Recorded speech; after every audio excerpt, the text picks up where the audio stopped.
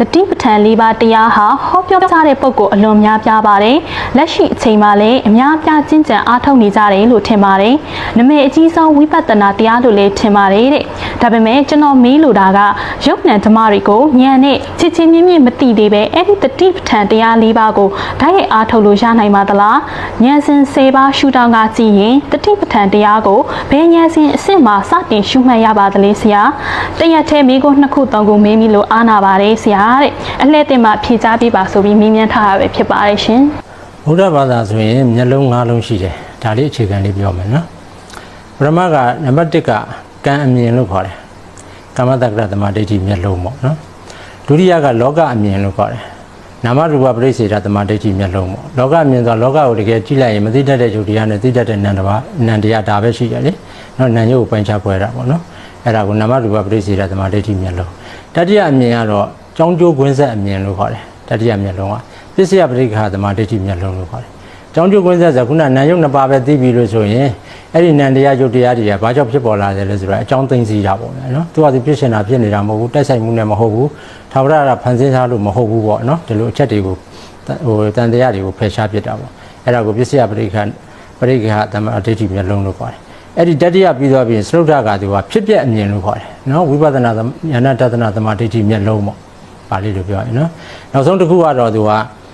မက်ဖို့အမြင်လို့ခေါ်တယ်နော်နံပါတ်5အဲ့ဒါကလောကုတ္တရာဉာဏတဒနာသမာဓိဋ္ဌိမျက်လုံးပေါ့နော်လောကုတ္တရာအမြင်လို့ခေါ်တယ်အဲ့ဒီ5လုံးမှာဘုရားဘာသာရှိလို့ဆိုရင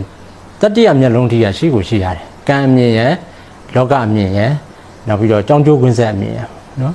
အဲ့တော့ကံအမြင်ဆိုတာကကောင်းတာလုပ်ရင်ကောင်းကျိုးရတယ်မကောင်းတာလုပ်ရင်မကောင်းကျိုးရတယ်ဆိုတာဒီကံအမြင်မှာသူကဘာတွေဖြစ်လာလဲဆိုတော့သီလဝိသုဒ္ဓိတွေဖြစ်လာတယ်စိတ်တဝိသုဒ္ဓိတွေဖြစ်လာတယ်သီလတွေစင်ကြယ်လာမှာပေါ့ဗျာဒီလိုမြင်ရင်ကောင်းတာလုပ်ရင်ကောင်းကျိုးရမယ်ဆိုရင်ကောင်းကျိုးအတွက်သီလသမာဓိပညာတွေလုပ်ကြမှာပေါ့နော်အဲ့တော့သီလစင်ကြယ်မှုပိုင်းတွေရမယ်နောက်တစ်ခါသမာဓိစင်ကြယ်မှုဆိုတဲ့စိတ်တွေတန်ရှင်းဖြူစင်သွားထားနိုင်မှာပေါ့နော်ပြောရရင်ဒီနှစ်ခုရတာပေါ့ကံအမြင်အဲ့တော့ပြီးတော့လောကအမြင်ယုံနာနဲ့လို့ပိုင်းခြားပြီးတော့ခွဲခြားပြီးတော့သိလာမယ်သိလာရင်သူကဒိဋ္ဌိဝိသုဒ္ဓိလို့ခေါ်တယ်စင်ကြယ်မှုပိုင်းကပြောရင်အယူမြင်စင်ကြယ်လာတယ်ပေါ့နော်နာနဲ့ကျုပ်အမှန်ကျွန်တော်တို့ကနာနဲ့ကျုပ်မခွဲခြားလို့သာယောက်ျားမိန်းမပုဂ္ဂိုလ်သတ္တဝါတွေလို့လို့သာကျွန်တော်တို့မှာခံစားချက်တွေကပြင်းထန်နေတာပေါ့တကယ်တမ်းနာနဲ့ကျုပ်ပဲဆိုရင်သူကတော်တော်ကြီးပေါ့ပါသွားပြီနော်လူတယောက်မှနာနဲ့ကျုပ်အပေါင်းစီရှိတာတခုခုဖယ်လိုက်ကြည့်လေပြိစ္ဆေဒဆိုတာပိုင်းခြားလိုက်တာပေါ့ပိုင်းခြားသိမြင်အောင်အကျမ်းပြင်းအပြင်ပြောလေအခုကျွန်တော်တို့ထိုင်နေတဲ့နာနဲ့ကျုပ်နှစ်ခုတွဲနေတာပေါ့သူကတော့အလုပ်ဖြစ်နေတာပေါ့အဲ့ဒီထဲကနေပြီးတော့နန္တရားကိုဖယ်လိုက်ကြည့်ပေါ့ဒီယုတ်ကြီးကပြုတ်ကျသွားမှာပေါ့ဟုတ်လားနော်အမ်ဘူလန့်စ်တင်ပြီးတော့ရေဝေးပို့လိုက်ရုံပဲရှိတယ်လေနံဖယ်လိုက်ကြည့်ပါလားနော်ဝိညာဉ်အသက်ဝိညာဉ်ကင်းမဲ့သွားရင်ဒါမှမဟုတ်ရင်လည်းရုပ်ကိုဖယ်လိုက်ကြည့်ပါလားမြင်မမြင်ရတော့ဘာမှမရှိမှန်းတော့မသိရတော့မဟုတ်လားအရင်တော့ကလည်းမရှိဘူးခုလည်းမရှိဘူးနောင်လည်းတွေ့ရမှာမဟုတ်ဘူးလေနန္တရားဆိုတာမြင်တွေ့နိုင်တဲ့ຢာမဟုတ်အဲ့တော့ဆိုလိုတာဆွဲယူသိမ့်ပိုင်မှုမရှိဘူးနန္တရားကိုဖယ်လိုက်ရင်ရုပ်ကြီးကိုဒီမိသားစုဘယ်နှရက်ဆွဲလန်းမလဲဥပမာအပြင်ဥပမာနော်ချစ်သူခင်သူဘယ်လောက်ဆွဲလန်းမလဲဆွဲလန်းမှုရုပ်ကိုဖယ်လိုက်လို့နာရင်ကြတော့လေဘာမှမသိမမြင်ရတော့မဆွဲလန်းဘူးအမှန်တော့ဒီနှစ်ခုပေါင်းထားလို့သာအမူအရာတွေဝိညာဉ်ရုပ်တွေပါနေရှုပ်ရှက်ခတ်ပြီးတော့အလှတယ်ချောတယ်ပေါ့ငယ်တယ်ကြီးတယ်ဖြစ်နေတာအဲ့တော့အယူမြင်စင်ကြယ်တယ်လို့ပြောတာပါနော်အဲ့ဒါဟိုနာမရူပပရိစ္ဆေဒသမာဓိဋ္ဌိမျက်လုံးပေါ့အဲ့ဒါပြီးရင်သရုဒ္ဓကို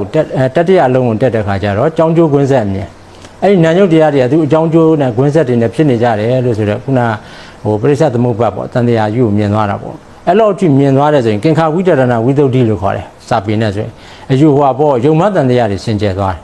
အဲ့တော့အဲ့မျက်လုံးသုံးလုံးမှာပထမသီလမြဲသွားမယ်ကံမြင်မှာ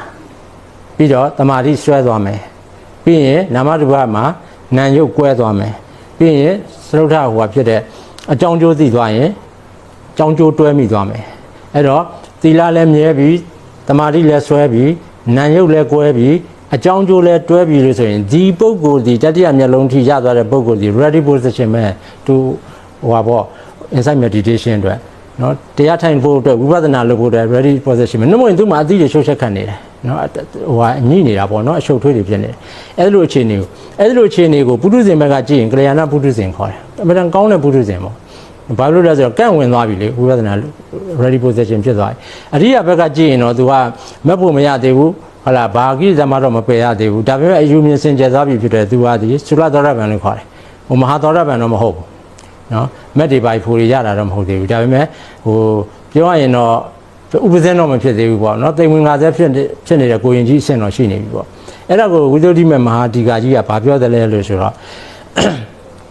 တတတိကမှုပါယပฏิပတ်တိယံထိတ္တလတ္တသာသောအထဝါဒိဋ္ဌိဝိသုဒ္ဓိသမာဓိကမနေနာလို့ခေါ်တယ်အဲ့ဒီပုဂ္ဂိုလ်ဟာတဲ့လတ္တသာသောသက်သာရာကိုရသွားပြီဘာကြောင့်ရလဲဆိုခုနကပြောတဲ့အယူမြင်စင်ကြယ်သည့်အစွမ်းဖြင့်ဒိဋ္ဌိဝိသုဒ္ဓိသမာဓိကမနေနာနောက်ပြီးတော့သာသနာမှာထောက်တရားရတယ်အဲ့ဒီပုဂ္ဂိုလ်ဘယ်လိုထောက်တရားရလဲဆိုတော့တတတိကမှုပါယပฏิပတ်တိယံထိတ္တလတ္တပဋိစ္ဆောအထဝါကင်္ခာဝိတရဏဝိသုဒ္ဓိသမာဓိကမနေနာကင်္ခာဝိတရဏဝိသုဒ္ဓိဆိုတာအယူမြင်စင်ကြယ်တဲ့အပြင်ကိုသူကအကြောင်းကျိုးနော်ယုံမတန်တရားကင်းစင်သွားတဲ့အတွက်သူဟာထောက်တရားရတယ်သက်သာရာရတယ်ထောက်တရားရတယ်ဒါကြောင့်ယုံ nant ဓမ္မတွေကိုသူပြောသလိုခြေမြင့်မသိပဲနဲ့ဝိပဿနာအားထုတ်လို့သတိပဋ္ဌာန်အားထုတ်လို့ရမလားလို့ဆိုရင်တာမန် ordinary ပုထုဇဉ်တွေအားလုံးတွေကတော့အဲ့လိုခြေမြင့်နဲ့အဆင့်နဲ့တွားပြီးတော့မှပြည့်တော့မှအားထုတ်လို့ရတယ်သို့တော့ချွင်းချက်စာမကြံအောင်ပြောမယ်မြတ်စွာဘုရားရှင်ရဲ့တပည့်တာဝကဖြစ်တယ်မြတ်စွာဘုရားရှင်ကချိုးရမယ့်ပုံကိုဆိုရင်တော့အဲ့လို systematically အဲ့လိုအဆင့်တွေမလို့ဘူးဆိုတာဒါဘုရားရှင်ရဲ့အရာမြတ်စွာဘုရားရှင်ဟာသူချိုးရမယ့်ခြေချိုးမဲ့ပုံကိုကြည့်ရင်ဒီလူဟာသီလမြဲပြီလားတမာတိဆွဲပြီလားယုံ nant ကွဲပြီလားအကြောင်းကျိုးတွဲပြီလားလို့ဒါတွေမကြည့်ဘူးဘာကိုကြည့်လဲဆိုတော့အိန္ဒြေပဲကြည့်တယ်အိန္ဒြေအနုရင်ကိုကြည့်တယ်သူသီလမမြဲလို့ဓာသွေးဆွမ်းတာပဲဖြစ်ဖြစ်အမေကိုလိုက်နေတာပဲဖြစ်ဖြစ်နော်တပ်ဖြတ်လာတာပဲဖြစ်ဖြစ်ခိုးလာတဲ့လူပဲဖြစ်ဖြစ်ခိုးစားပဲဖြစ်ဖြစ်အဲ့ဒါကိုမကြည့်တော့ဘာကြည့်လဲဆိုသူအိန္ဒြေအနုရင်ကိုကြည့်တယ်အိန္ဒြေရင့်တယ်ဆိုရင်ဇနီးအပြင်ပြောရင်ဝိမု ക്തി ပฏิပါစနိယတရား15ပါးပြည့်တယ်ဆိုရင်သူနဲ့ထိုက်တန်တဲ့တရားကိုဟောချလိုက်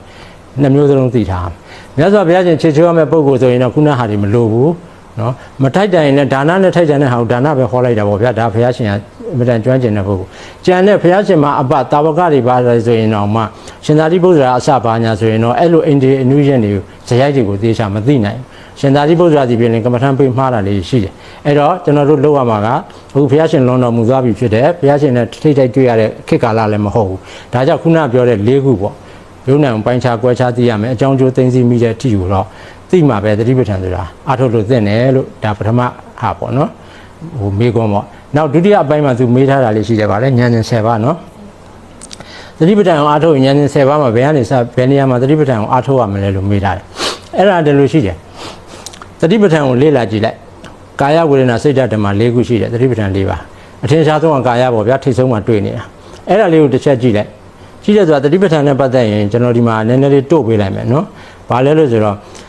ဣဇဘိက္ခွေဘိက္ခုအရိညကတောဝရုက္ခမူလကတောဝသုံးညာကာရကတောဝနိတိတတိပလင်္ကံအာဖုစိတ်တော်ဥစုံကာယံပဏိဒါယပရိမုခံတတ်တင်ဥပထပိတော်ဝိရတတိထိတ်ဆုံးမှတွေ့လိမ့်မယ်သတိပဋ္ဌာန်အဲ့ဒီဟာကသတိပဋ္ဌာန်မှာနယ်နှစ်ခုရှိတယ်တတိနယ်ရယ်ပညာနယ်ရယ်နှစ်ခုရှိတယ်ဉာဏ်စဉ်10ပါးဆိုတာကဒါပညာနယ်ဉာဏ်ရာပေါ့နော်ခုနကျွန်တော်ရွတ်လိုက်တဲ့ပါဠိကိုကြည့်နံပါတ်1ချက်မြတ်စွာဘုရားရှင်ရဲ့နေရာထိုင်ခင်းကိုပြတယ်အရိညကတောဝရုက္ခမူလကတောဝသုံးညာကာရကတောဝဆိုသွားလို့ပြောတာနော်တော်ဒီပြင်အောက်သွားစိတ်ငြိမ်ရအောင်ကပ်ပါညာပြောတော့နောက်ထိုင်မုံထိုင်နည်းကိုပြတယ်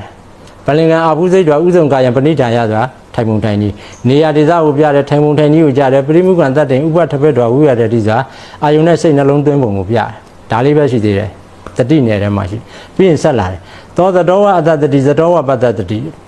သောထိုပုဂ္ဂိုလ်သည်တတောဝတတိဖြစ်စဉ်နဲ့အတ္တတတိဝင်လေကိုဖြစ်စေရန်တတောဝတတိဖြစ်စဉ်နဲ့ပတ္တတတိထွက်လေကိုဖြစ်စေရန်တတိနဲ့ရှုတတိနဲ့ရှိုက်လို့ပြောတယ်ဒါအရက်စကားနဲ့ပြော